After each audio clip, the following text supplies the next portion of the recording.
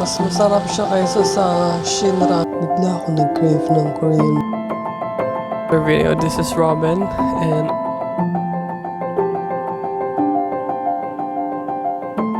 so, ibinless to ni Father kanina. Ang ganda niya, promise. Plano ko sana magpunta ng talent. There's already a sign of life. It's already 11 p.m. and hindi ako nagbablog ng gabi. Ngayon lang. Bakit ako napavlog? Kasi na-miss ko ang Korea. Tapos naalala ko, may binili nga pala akong Korean noodles. Nilagyan ko lang ng egg. Pag pupunta kayo ng Korea, itry nyo tong noguri. Mas masarap siya kaysa sa Shin Ramyun or Jin Ramyun. Sa Nembi. Nung nasa Korea po ako, hindi ako mahilig sa noodles. Pero nung nandito na ako sa Europe, bigla ako nag-crave ng Korean noodles. Ating noodles plus Netflix. Let's dig in. Tama lang po yung pagkakaluto ko ng noodles. It's a little bit chewy. Hindi siya overcooked. So I cooked this for exactly 3 minutes. Kumbaga sa pasta may al dente, may kagat pa siya. Tapusin ko lang po itong noodles and yung Korean drama. And I will see you tomorrow.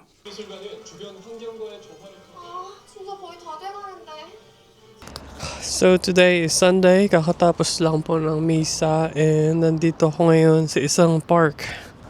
Ang ganda lang ng park, tingnan nyo. May stream dyan. But nandito ngayon tayo sa Central Riga.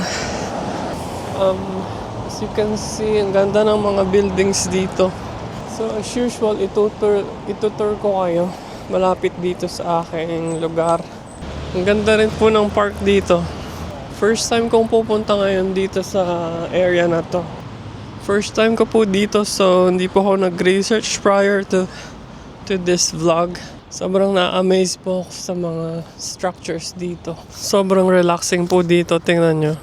May mga benches, may public spaces na pwede kayo mag-relax. Tapos may mga friends pa kayong kasama like this. Kanina pa siya paali-aligid sa tabi ko. Anong ibon kaya to?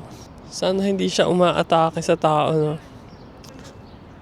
So today wala po tayo sa neighborhood ko, kundi nasa may city center. So malapit po tayo sa simbahan. Sobrang ganda ng area na to. Nandito ngayon tayo sa city center, sa isang park malapit sa church. Ito yung mga hinahanap ko malapit sa bahay namin, but buti na lang meron sa city center. Ito, ano kayang sinisimbolize nito? Ay, hindi ko maintindihan. Samahan nyo na lang pa ako maglakad at i-enjoy itong view natin. Welcome back to another video. This is Robin and I'm a Filipino OFW po dito sa Riga, Latvia. So today is Palm Sunday. Importante po ito sa mga Catholics. Ito po ang simula ng Semana Santa. So parang yung Palm Sunday po ginuginita natin, or we try to remember the triumphant of Jesus when He entered Jerusalem. Medyo cloudy po kasi ngayon kaya pangit mag-film. Nandito na tayo last time noong nag-film tayo ng Freedom Monument. Kung nakikita nyo dun, yun yung Freedom Monument sa may bandang likod pa, but hindi ko alam na connected pala siya sa isang park na kagaya nito. Tapos naririnig nyo rin ba yung nagpe-play ng piano? Somewhere there. I think this is a 5-star hotel. Biesnica Grand Poet Hotel. Yeah, it is a 5-star. So makikita nyo yung 5 stars doon. Ayan o, mukhang mamahalin. Nakakatuwa lang na may nakita ko mga fellow Asians dito kanina. I think they are Koreans, but most likely they are tourists. Dami ko pang di na-explore. And kahit maliit lang tong city na to, dami niyang surprises, mga hidden gems.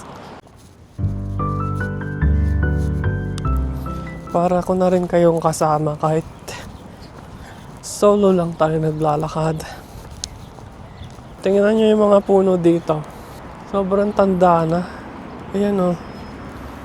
Siguro mga hundreds of years na itong nabubuhay. Ooh!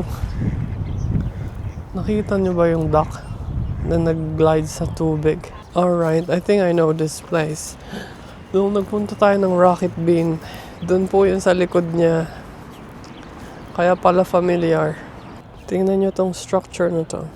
Itong artwork sa gitna ng park, may ganyan. Siguro yung bird ang nagsisymbolize din ng freedom. Kasi malapit tayo sa Freedom Park. May nahanap akong magandang architectural design dito. It's kind of bluish. So, some interesting facts about Latvia. 50% ng bansa ay covered in forest, and meron silang more than 12,000 rivers and 3,000 lakes. It was Palm Sunday, kaya sa church po nagbigay sila ng hindi palm, but itong damo na to. So, ibinless to ni Father kanina.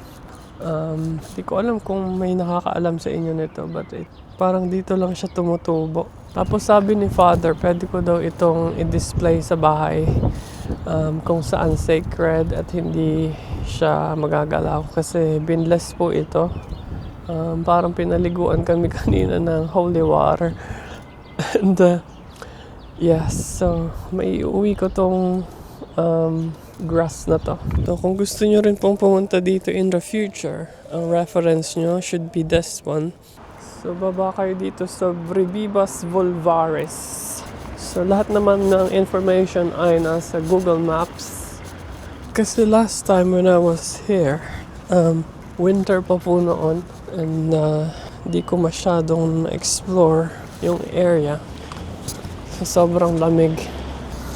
So ito pala siya sa malapitan. Welcome to Riga, Latvia. Ito ang Freedom Monument sa aking likuran. Kamusta po ang Palm Sunday nyo? Peaceful din po ba kagaya nito? Alam nyo kung sa London to, tapos Central London, sobrang daming tao kapag weekend. As in, hindi mo na lang gugustuhin lumabas kasi sa dami ng tao. But dito po, it's the opposite. Siguro nagpapahinga lang yung mga locals kapag Sunday.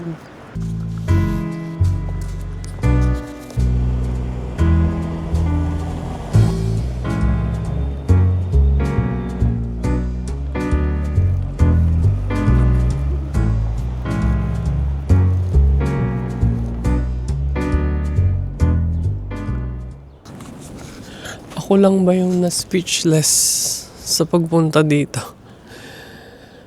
Ang ganda niya, promise. Wow, tingnan nyo, wala pong tao talaga dito. Or the least densely populated country. Meron ding plaza outlet, but it's closed. Sobrang ganda po ng mga buildings dito. So, samahan nyo lang po ako sa paglalakad. Okay, lakad lang ng lakad kahit walang direction. May makikita rin tayong something interesting.